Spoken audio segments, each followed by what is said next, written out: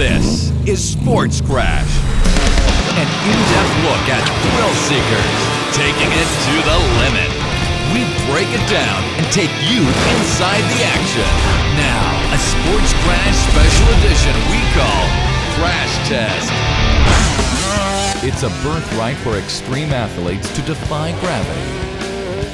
A prime example is flying a motorbike through the air. Launching hundreds of pounds of metal and rubber into heart-pounding stunts is a thrill seeker's dream. And if two wheels of action aren't enough, these daredevils hop on four and go soaring. But the slightest misstep can sometimes lead to breaking more than just the laws of physics. During the Weston Beach motocross races in Weston, England, freestyle motocross stunt jumpers are putting on an exhibition. Wowing the crowd with big air and even bigger risks, these high flyers are giving the people what they came to see. French-Canadian freestyler Christian Gagnon has a special stunt plan. He's trying to be the first ATV rider to complete a backflip on European soil. 360 degrees of aerial acrobatics. But instead, he winds up with 360 degrees of searing pain.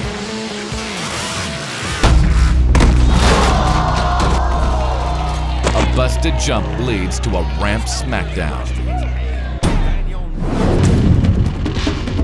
Approaching the ramp at 15 miles an hour, Gagnon soars 12 feet in the air. But at the apex of his jump, he doesn't have enough momentum to complete his full rotation. He guessed on the speed he needed, but he guessed wrong. A quad is a lot like a dirt bike. It doesn't have a speedometer, and you hit a jump based on the gear you're in and the RPMs of the motor. And the sound of the RPMs will tell you how fast you're hitting the jumps. Bailing off of his quad, Gagnon is now in big trouble. Gravity sends him crashing down to the ramp, with over 200 pounds of ATV slamming down on top of him. The devastating and crushing blow sends the rider tumbling. The crash has broken his leg and severely sprained his wrist. But this freestyler has gotten off easy. Watch closely. As the quad heads down toward Gagnon, he's fortunate it only hit his legs. If it had landed on his head, even with the helmet, it might have broken his neck, and the damage could have been life-threatening.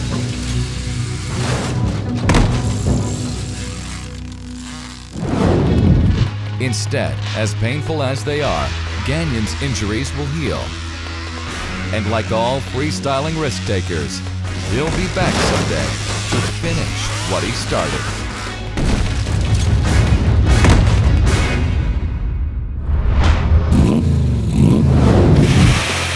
Drag racing brings auto racing down to its purest form.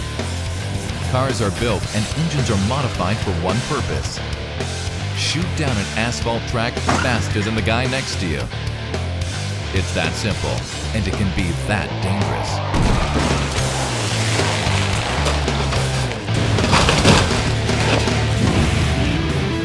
In a sport that's all about outrageous speed, the speed at which disaster strikes can be equally mind-blowing.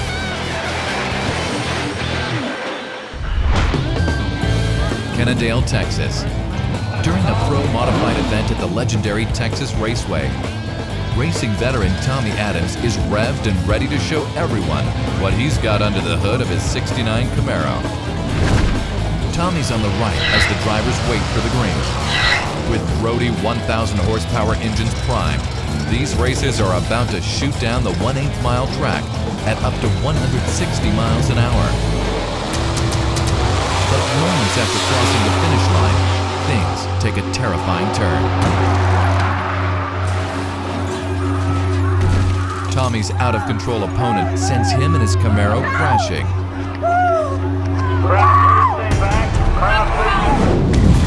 The cars cover the 8th mile in 4.6 seconds, and Adams is nosed out at the finish line.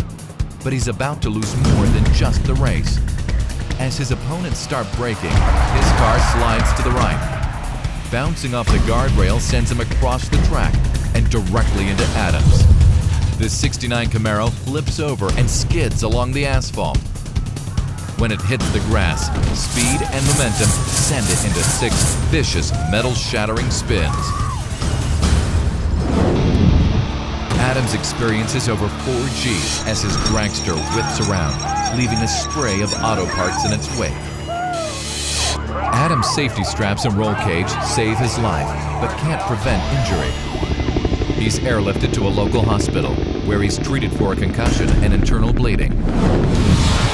For these dragsters, it only took them 4.6 seconds to go from start to finish. But the time Adams would like to get back are the terrifying seconds it took him to go from racing to unconscious. Coming up on Sports Crash, an extreme sports superstar has a day he'd rather forget. Then, riding the rails, rollerblade style. And see who made the Sports Crash hit list. That's next on a Sports Crash Special Edition Crash Test.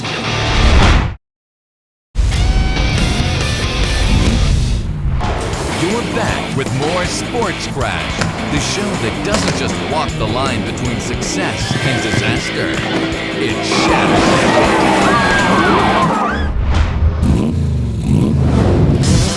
Will ever know the sheer rush of flying 280 pounds of chrome metal through the air. But professional stunt riders do it for a living. These rock stars of their sport possess a delicate balance of skill, timing, and the ability to take some brutal body shots. Arguably riding head and shoulders above the rest is motocross legend Travis Pastrana. Fans have packed the Home Depot Center in Los Angeles for the X Games, and Travis gives them their money's worth with his patented backflip. Soaring 40 feet in the air, leaning back into a complete revolution and sticking the landing is not as easy as this superstar makes it look. As he sets up for his next stunt, the crowd senses they're in for something special. But it ends up not being something for them to cheer about.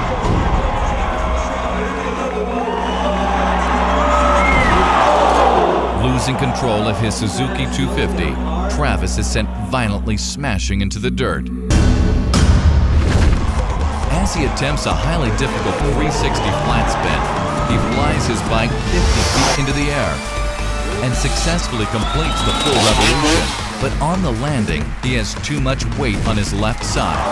As he's whiplashed down onto the arena floor, his head takes a terrific pounding in the dirt. Travis goes down hard. Travis is unable to move as he fights to stay conscious. The crowd is stunned as the emergency crew and his mother quickly rush to the fallen rider. She looks on anxiously as the medical staff tries to assess the damage. Even though he was wearing a helmet, the human head was not designed to take this kind of punishment. One can only imagine the thoughts going through a mother's mind as she desperately waits for a sign that her son's all right. After several tense moments, to her relief and the relief of all his fans, Travis is able to walk off under his own power. While the force of the impact never knocked him out, he leaves the arena with a mild concussion. It'll take him some time to shake off the effects of his latest crash, and his fans will take it as a reminder that even the superheroes of this high-flying sport can occasionally be reduced to mere mortals.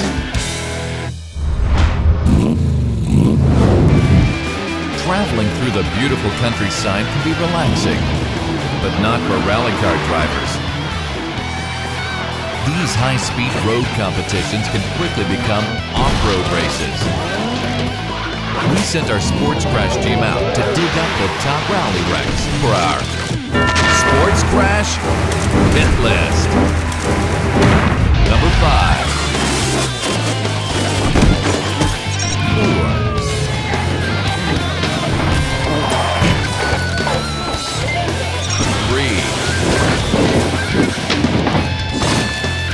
2. And the #1 rally car wreck. Watch your speed, or you'll be cartwheeling onto our next Sports Crash Hit List. Up next, this race car is lighting up the track in more ways than one. A snowmobiler takes a terrible tumble. See how he made out. That's next on a Sports Crash Special Edition Crash Test.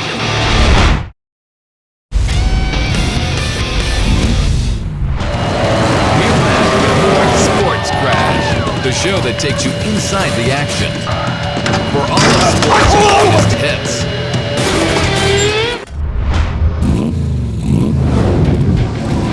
Northamptonshire, England is the latest stop on the British Superbike Championship Series.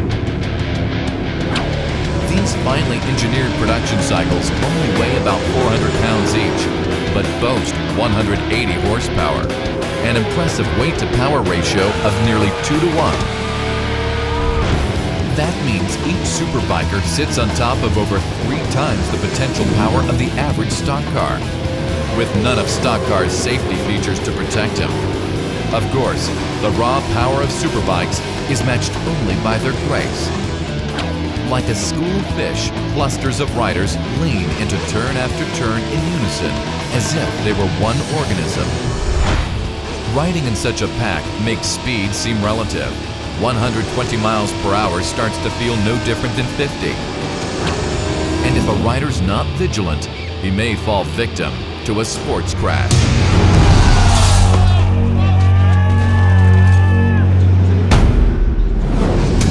Coming out of the far turn, #8 James Hayden seems to oversteer ever so slightly, causing his front forks to buckle and sending him flipping over the handlebars. Hayden slides about 60 yards before his bike crashes a second time, right into him.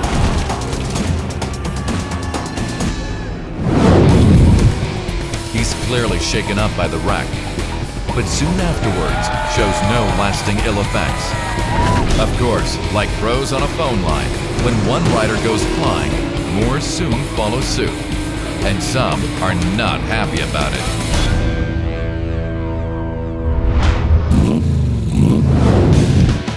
In the remote backcountry of British Columbia, you'll find some of the nastiest hill climbs that Mother Nature has to offer. And that's exactly why you'll also find snowmobiler Dave Knight attempting to scale them. From tackling towering peaks to navigating waterfalls, there's nothing this mountain maniac won't try.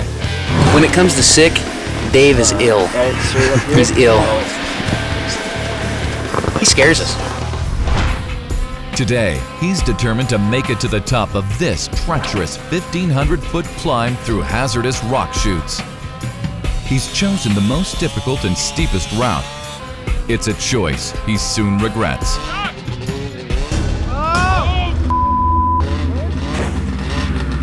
Gravity and a few laws of physics put an abrupt end to his run. 200 feet from the top, his sled trenches in the snow on the 75-degree incline. Thrown toward the rocks, Dave's able to bail early and avoid injury as his sled cartwheels down the mountain. It's a disastrous, failed attempt, but his friends give him a hero's welcome. I should have turned out earlier. I figured, what the hell? Amazingly, Dave's sled survived the fall, and soon Dave's back to try again. He increases his speed and flies up the mountain. But for the second time, he winds up sliding down the wall of snow and ice. His sled, once again, getting the worst of it. It would seem that the mountain is trying to tell him something, but Dave is determined not to listen. I had her flipped. I know I could have made her. It kills him to give up, so Dave decides to give it one more try. Finding a different but equally challenging route, he heads back up the steep slope. Never letting up on the throttle, he makes a beeline for the peak. With his powerful sled and sheer will, Dave finally makes it. Super Dave Knight! It's a successful end to a day that will mostly be remembered for the outrageous times he failed.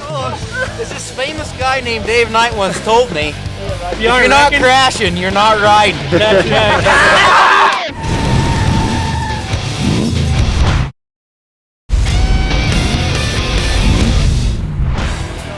Anyone who's ever been in a car crash never forgets the devastating assault on the senses, the screeching tires, the force of the impact, the frightening sound of crunching metal and shattering glass. Professional drivers face the possibility of this trauma every time they take the wheel. At California's Irwindale Speedway, stock cars battle for position in a NASCAR super late model race. As they speed around the half-mile track at up to 120 miles an hour, driver Todd Burns in the black number 4 Monte Carlo is leading the pack. He's been having a good season, trading victories on the circuit with Kevin Wood, currently in 3rd place in the orange number 34 racer. But this is one race where neither driver will be hoisting the winner's trophy.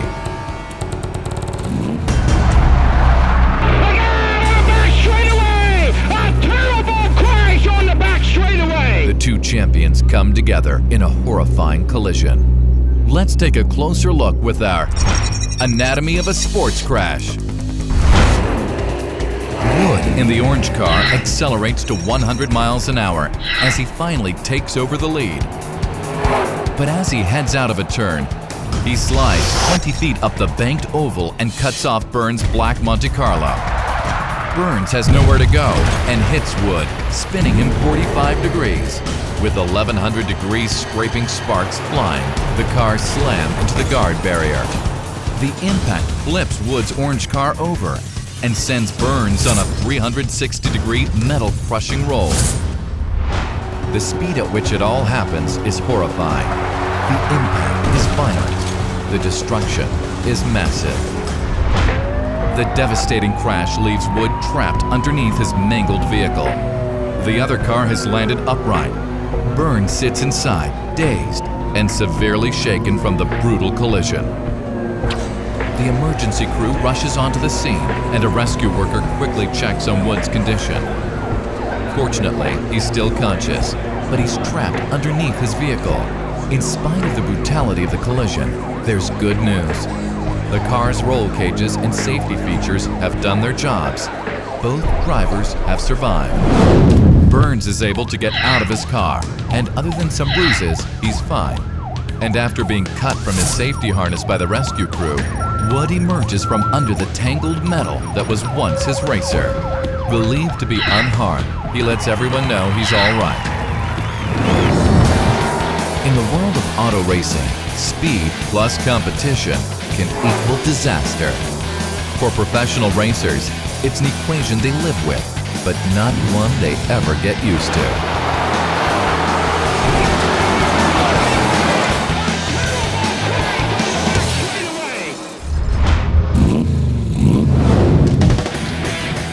Amateur skaters know, to rise to that next level, they've got to endure some pain. No guts, no glory. Crashes happen quickly, and it all seems a blur. But there are actually different stages that every skater goes through, consciously or otherwise. There's the initial adrenaline rush as he rolls, the attempted stunt, and biting it big time.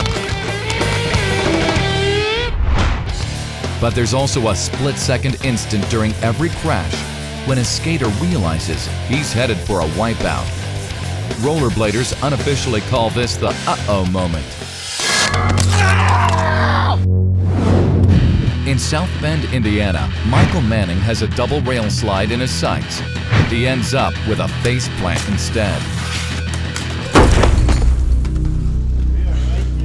It's a painful reminder that soft flesh is never a match for hard pavement. Pumped on adrenaline, he hops up to the first of two 10-foot railings. but he loses his line as he makes the leap to the second rail. Bouncing off the cement, he misses the railing with his right foot. He tries to break his fall, but momentum forces the majority of the impact onto his face. Now, when did he realize he'd lost it? As Michael comes off the first rail, he still believes he can make it. But as he caroms off the cement ledge, the neurons of his brain have to be firing the words, "uh-oh."